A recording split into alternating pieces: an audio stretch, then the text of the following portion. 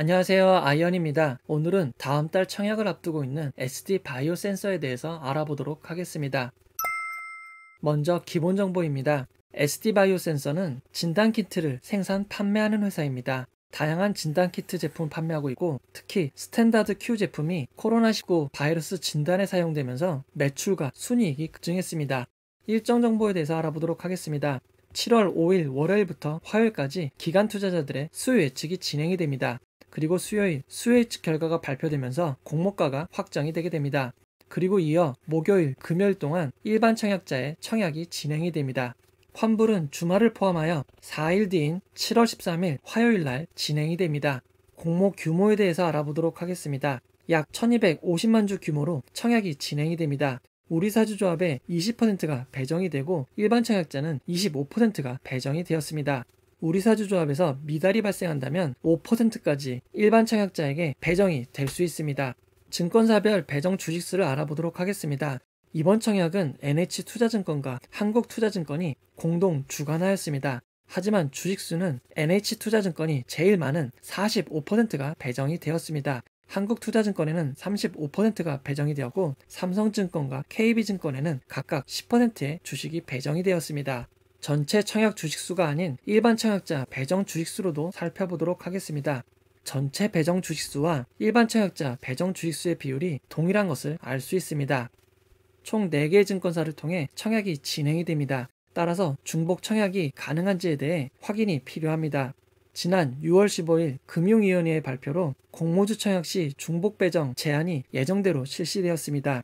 6월 20일 이후 증권신고서를 제출한 청약부터는 중복 청약을 할 수 없습니다. 하지만 SD 바이오 센서는 증권신고서를 5월 18일에 제출하였습니다. 따라서 SD 바이오 센서의 청약은 증권사별 중복 청약이 가능합니다. 청약에 참여를 원하시는 분들은 모든 증권사의 계좌를 준비하시면 도움이 될 것 같습니다. 청약 시간을 알아보도록 하겠습니다. SD 바이오 센서의 청약은 청약일 10시부터 오후 4시까지 진행이 됩니다. 대형 IPO의 경우 트래픽 증대로 장애 발생이 예상되어 청약 개시 시간을 10시로 진행하는 경우가 있습니다. 이번 SD 바이오 센서의 청약도 10시부터 진행이 되어 청약 시간이 조금 줄어든 점 주의하시기 바랍니다. 청약 규모에 대해서 알아보도록 하겠습니다. SD 바이오 센서의 전체 공모 주식수는 기존 주식수 대비 13.95%입니다. 다른 대형 청약들이 25% 이상인 것과 비교할 때 규모가 작은 편입니다. 구주 매출 주식수가 전체 주식수 대비 33.3%를 차지하고 있습니다. 구주 매출이 아예 없었던 빅히트와 카카오게임즈와 비교하면 아쉽지만 SKIT처럼 압도적으로 높은 상황은 아닌 것을 알 수 있습니다. 일반 청약자 배정 규모를 비교해 보도록 하겠습니다. SD 바이오 센서의 일반 투자자 배정 주식수를 공모가 상단인 52,000원으로 환산했을 때 일반 투자자 총 공모 금액은 약 1,617억 원이 됩니다. 올해 진행되었던 SK 바이오사이언스나 SKIT에 비해선 상당히 작은 규모입니다. 작년에 진행되었던 빅히트와 SK 바이오팜과 비교를 해봐도 조금 적은 수준임을 알 수 있습니다. 하지만 카카오게임즈와 비교하면 2배 이상 규모가 큰 것을 알 수 있습니다. 시각화를 통해 비교를 해보면 SD 바이오 센서의 일반 청약자 모집 규모를 좀 더 쉽게 비교하실 수 있습니다. 처음 증권신고서가 등록됐을 때의 규모는 매우 컸지만 증권신고서가 정정되면서 SD 바이오 센서의 청약 규모는 상당히 줄어들었습니다. 각 증권사별 청약 한도를 알아보도록 하겠습니다. NH투자증권은 청약 수수료가 없습니다. 7월 1일부터 50% 청약 등급이 폐지되어 제일 낮은 등급의 투자자들도 100% 한도로 청약할 수 있습니다. 100% 청약 한도는 52,000주이고 공모가 상단 기준 청약 증거금은 13.52억 원이 됩니다. 고객 등급에 따라 150%, 200%, 250%까지 더 많은 한도로 청약을 할 수 있습니다. 최고 등급인 250% 고객의 경우 13만 주까지 청약을 할 수 있고 공모가 상단 기준 13만 주의 청약 증거금은 33.8억 원이 됩니다. 한국투자증권은 청약 수수료 2,000원이 있습니다. 일반 등급의 경우 2,000원의 청약 수수료가 부과되지만 IRP 계좌를 개설만 하셔도 면제가 됩니다. 이 점 참고하시기 바랍니다. 가장 낮은 온라인 전용 등급의 경우 18,000주를 청약할 수 있고 18,000주의 청약 증거금은 공모가 상단 기준 4.68억 원이 됩니다. 일반 등급은 36,000주, 우대 등급은 72,000주, 최고 5대 등급은 10만 8천 주까지 청약을 하실 수 있습니다. 삼성증권은 청약수수료가 신설이 되었습니다. 일반 등급의 경우 2,000원의 청약수수료가 부과됩니다. 미배정 시에는 청약수수료가 부과되지 않고 청약수수료는 환불금에서 차감이 되므로 추가로 입금하실 필요는 없습니다. 삼성증권 온라인 등급의 경우 7,750주를 청약할 수 있고 7,750주의 청약 증거금은 공모가 상당 기준 약 2억 원이 됩니다. 일반 등급은 15,500주, 우대 등급은 3만 1,000주까지 청약이 가능합니다. KB증권은 청약수수료가 온라인의 경우 무료입니다. KB증권은 청약 등급이 대폭 늘어났습니다. 그 결과 일반 등급 50%의 경우 최대 청약 주식수는 5,000주밖에 되지 않습니다. 5,000주의 청약 증거금은 공모가 상당 기준 1.3억 원입니다. 삼성증권 온라인 등급보다 청약 한도가 낮습니다. 그리고 KB증권도 청약 수수료가 7월 23일부터 신설이 됩니다. 온라인 청약을 해도 일반 등급의 경우 1,500원의 청약 수수료가 부과가 됩니다. 만약 SD바이오센서의 청약 일정이 밀려 7월 23일 이후에 진행이 된다면 KB증권도 청약 수수료가 부과되는 점 주의하시기 바랍니다. 우리사주 실권 가능성을 알아보도록 하겠습니다. SD바이오센서의 우리사주 배정 비율은 유가증권시장 코스피 상장이기에 20%로 적용이 되어 있습니다. 우리사주조합에 배정된 주식이 전부 청약되지 않는 경우에는 일반 투자자에게 주식이 배정될 수 있습니다. 따라서 SD바이오센서의 우리사주조합 미달 물량이 발생한다면 일반 투자자 청약 주식수가 늘어날 가능성이 있습니다. 하지만 SD바이오센서의 우리사주 배정 주식수를 직원수로 나누면 1인당 평균 약 4억 원이 배정이 됩니다. SD바이오센서의 1인당 평균 연봉이 SKIT와 비슷한 수준이고 1인당 평균 배정 금액이 지난 대형 IPO에 비해 조금 낮은 수준입니다. 따라서 SD바이오센서의 공모가가 합리적이라면 실권 가능성은 매우 낮다고 할 수 있습니다.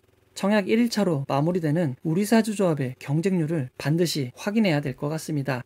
직원들의 주식 매수 선택권, 스톡옵션 부여 상황을 살펴보도록 하겠습니다. 3명의 임원과 18명의 직원에게 희망 공모가에 비해 상당히 낮은 2,143원에 행사할 수 있는 주식 매수 선택권, 스톡옵션이 있습니다. 하지만 전체 직원 수 대비 스톡옵션을 받은 직원은 소수이고 행사 가능 기간이 2022년 10월 30일입니다. 스톡옵션의 행사가가 매우 낮지만 행사 기간이 아직 많이 남았기 때문에 크게 고려하지 않아도 될 것 같습니다. SD바이오센서 구주 매출에 대해서 알아보도록 하겠습니다. 앞에서 살펴봤듯이 전체 모집 중 구주 매출이 33.3%를 차지하고 있습니다. 정정된 SD바이오센서의 공모가 밴드는 45,000원에서 52,000원입니다. 공모가 밴드가 희망 공모가 하단인 45,000원으로 결정이 된다면 구주 매출 규모는 1,866억 원이 됩니다. 52,000원으로 결정이 된다면 구주 매출 규모는 2,157억 원이 됩니다. 공모가 45,000원 시 상장 시가총액은 약 4.6조 원이 되고 52,000원으로 결정이 된다면 상장 시가총액은 약 5.3억 원이 됩니다. SD바이오센서 상장으로 인해 약 2천억 원의 구주 매출을 하는 주체를 반드시 확인해야 합니다. 이번 구주 매출 대상은 조영식 최대주주나 친인척은 아닙니다. 하지만 관계회사인 SDB 인베스트먼트 주식회사가 보유한 주식의 절반 이상을 매각하게 되는 것입니다. SDB 인베스트먼트는 어떤 회사일까요? SDB 인베스트먼트는 청담동 건물, 명일동 건물, 오산동 건물을 보유하고 관리하는 부동산 사업을 하고 있습니다. 그리고 직접 투자를 통해 SD바이오센서와 바이오노트, 큐라티스의 지분을 보유하고 있습니다. 하지만 SDB 인베스트먼트의 대표이사는 SD바이오센서의 조영식 최대주주입니다. 그리고 SDB 인베스트먼트는 조영식 대표이사가 지분을 100% 보유하고 있는 회사입니다. SDB 인베스트먼트는 2007년에 설립되어 투자사업과 부동산 사업을 영위하는 자산규모 1,000억대 기업입니다. 직원 수는 5명밖에 되지 않지만 작년 급여로 약 12억 원을 지출하였습니다. 그 전년도에는 약 10억 원을 급여로 지출한 바가 있습니다. 작년에 지급한 퇴직금만 약 3억 4천억 원입니다. 직원들이 몇 명 되지 않기에 임직원의 평균 급여는 매우 놀라울 것 같습니다.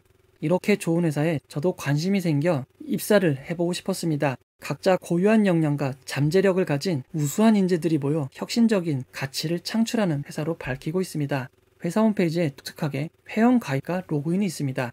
회원 가입을 하면 어떤 혜택이 있는지 궁금하여 회원 가입을 해봤습니다. 정돈되지 않은 약관을 보시면 아시겠지만 SDB 인베스트먼트의 홈페이지는 관리가 되고 있지 않는 것 같습니다. 하지만 가입은 잘 됐습니다. 저는 SDB 인베스트먼트에 아이언으로 가입을 했습니다. 회사에 지원하기 위해 인재상을 확인하였는데 이 정도면 나름 제액인 것 같습니다. 하지만 인재는 찾지만 지원하는 방법은 밝히지 않았습니다. 홈페이지 시스템을 통한 지원은 물론이고 이메일이나 전화번호 등도 밝히지 않았습니다. SDB 인베스트먼트는 알려주지 않은 지원 방법을 찾아내는 인재를 찾고 있는 것 같습니다. SDB 인베스트먼트가 위치한 소재지 건물은 강남구에 있는 건물입니다.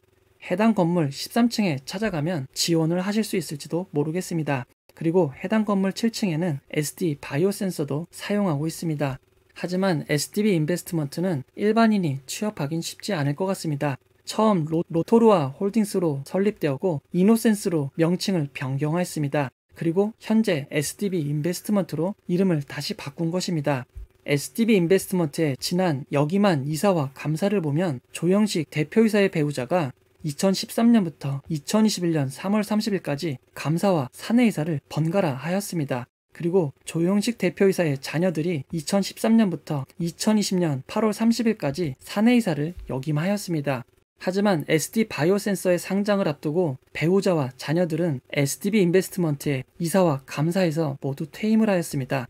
현재 SD 바이오 센서의 지배구조를 보면 조영식 SD 바이오 센서 최대 주주가 34.9%의 지분을 가지고 있습니다. 그리고 조영식 최대 주주의 친인척이 0.92%의 지분을 가지고 있습니다. 조영식 최대 주주는 SDB 인베스트먼트를 100% 보유하고 있습니다. SDB 인베스트먼트는 SD 바이오 센서의 지분을 8.3% 보유하고 있고 해당 지분의 일부를 구주 매출을 하게 되는 것입니다. 결국 SDB 인베스트먼트의 구주 매출은 100% 지분을 가지고 있는 조영식 최대 주주의 구주 매출과 동일한 상황이라고 할 수 있을 것 같습니다. SDB 인베스트먼트는 바이오노트의 지분도 14.25%를 보유하고 있습니다.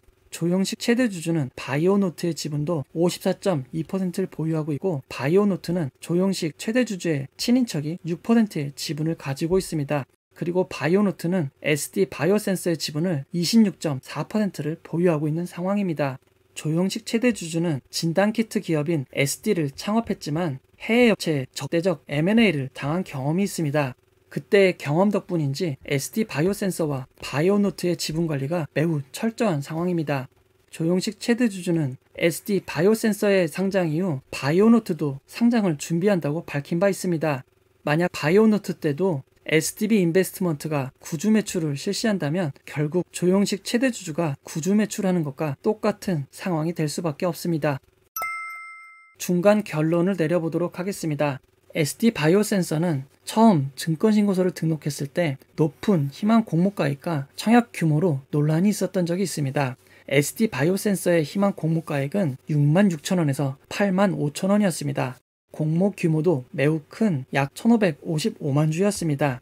하지만 SD 바이오 센서의 증권신고서가 정정되면서 희망 공모가액과 공모 규모가 큰 폭의 조정이 있었습니다. 공모 희망가액 밴드가 45,000원에서 52,000원으로 큰 폭으로 하락하였고 공모 규모도 다소 줄어든 1,244만 주가 되었습니다. 희망 공모가액도 줄고 청약 규모가 줄어듦에 따라 공모가 상당 기준 구주 매출로 얻을 수 있는 매출액이 4,407억 원에서 2,157억 원으로 51.06%나 줄어들게 되었습니다. 아무리 부자라고 해도 얻을 수 있는 매출이 2,250억이나 줄어드는 것은 매우 큰 금액일 것입니다. 그렇다면 SD 바이오 센서는 공모를 통해 얻을 수 있는 투자금과 매출액이 줄어듦에도 빠르게 청약을 진행하는 이유는 무엇일지 궁금해집니다. 기존 사례를 보면 가치를 제대로 인정받지 못할 때는 가치를 키우고 다시 도전하는 일도 많기 때문입니다. 하지만 SD 바이오 센서는 그럴 여유가 없다고 생각한 것 같습니다. 현재 진행 중인 청약과 대기 중인 청약들이 매우 많기 때문입니다. SD 바이오 센서 청약 이후 이어서 크래프톤의 청약이 진행이 됩니다. 크래프톤의 청약 규모는 매우 놀라운 수준입니다.